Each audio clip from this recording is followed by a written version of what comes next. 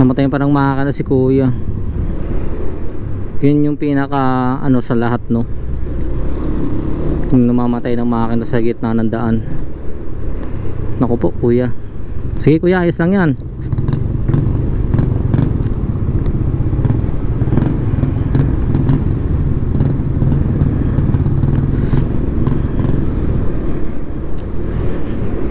Pinaka common lang, no,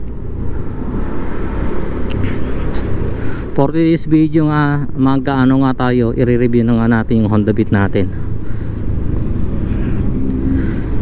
Ano to, 6 months in may 5 days ba or 7 days, parang ganon.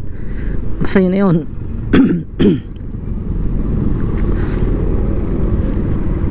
Pinaka common nya lang talaga chain oil tas gear oil. Siyempre mas maganda kasama yung linis pang gilid,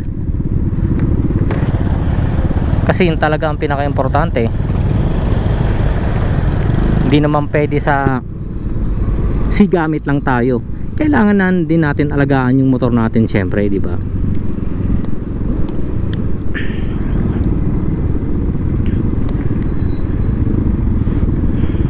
Naku po, alanganin.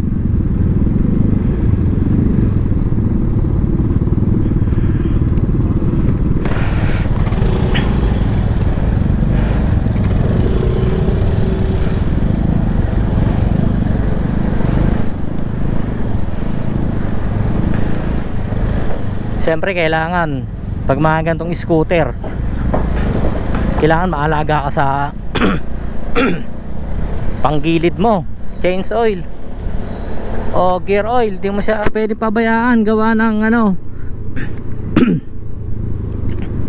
pag pinabayaan nyo siya, naku, kakatok yung makina nyo.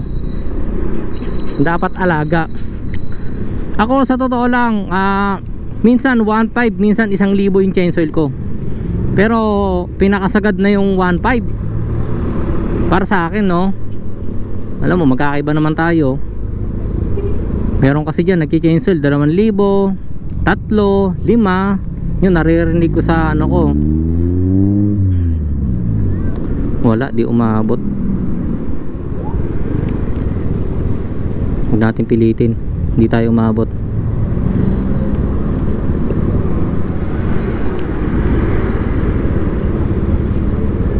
Unahan nyo na. Sino kaya maunang ano, sumingit nang makasunod? Nagsisimula lang naman yan sa singit eh, nang makasunod tayo.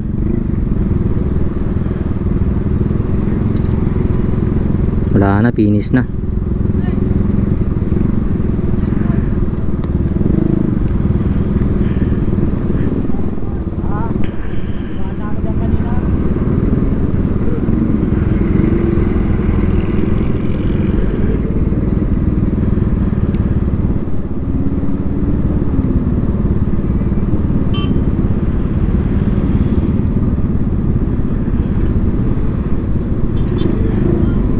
Yan, sige, harangan naman natin.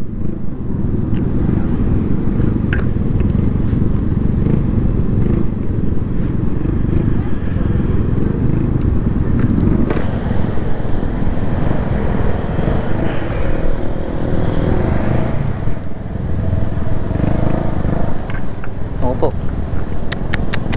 harangan na kasi dun eh. Yun, sumingit pa. Ala, sige, kakabanggaan pa kayo.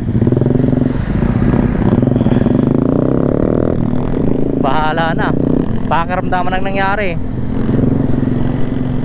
sa namin, pakiramdaman.